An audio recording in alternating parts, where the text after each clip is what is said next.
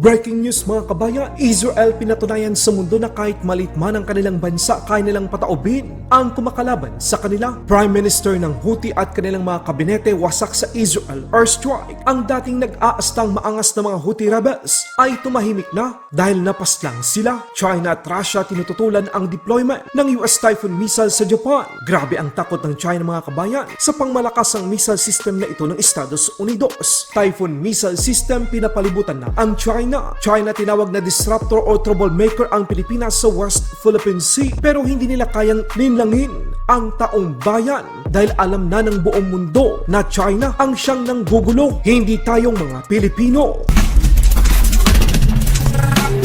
Israel, big time rasbak ang ginawa sa mga Houthi. Ang ginawa palang pag-airstrike ng Israel kamakailan lamang sa Yemen ay hindi ordinaryong operasyon. Ayon sa intelligence report ng Israel, halos lahat ng mga miyembro ng kabinete ng Houthi ang nasawi sa airstrike na ginawa ng Israel Air Force noong Webes sa sentrong syudad ng Yemen, sa Sana. Ang Prime Minister ng Houthi at 12 matataas na opisyal nito ang kabilang sa mga napaslang. Ito yung paulit-ulit na sinasabi ni Prime Minister Netanyahu. Mas matindi ang ganti na gagawin ng Israel laban sa mga Houthi kapag hindi ito tumigil sa kanilang pag-atake. Dagdag pa dito, maging ang Defense Minister at Chief of Staff ng Houthi ay kabilang din sa mga tinarget ng pag-atake, pero inaantay pa ang resulta kung ang mga ito ay nasawi sa ginawang operasyon ng Israel. Maging ang tagapagsalita ng Houthi na si Brigadier General Yahya Sari ay pinaniniwalaan ding kabilang sa mga nasawi sa nasabing airstrike. Ganito kadelikado maging kaaway ang bansang Israel. Darating ang araw na magbabayad ang kanilang mga kalaban sa ginawa nilang kasamaan hindi lamang sa Israel maging sa mga kababayan nating mga Pilipino na binihag ng mga Houthi habang naglalayag ang kanilang mga barko sa Red Sea. Dagdag pa dito mga kabayan, ang matagal nang tinatarget ng Israel ang isa sa mga tagapagsalita ng Hamas na si Abu Ubaida ay kumpirmadong nasawi din sa opensibang ginawa ng Israel Air Force sa Gaza. Ganito kabagsik ng puwersa ng Israel.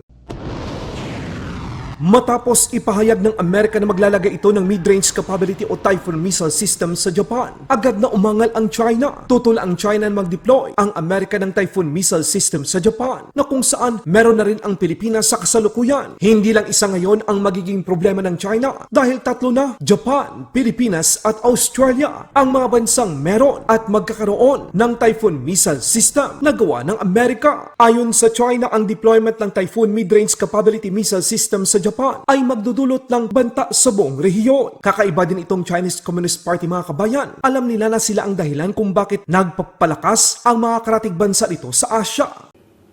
中方一贯坚决反对美国在亚洲国家部署低风中导系统，在日部署中导系统将进一步损害其他国家正当安全利益，对地区战略安全构成实质性威胁。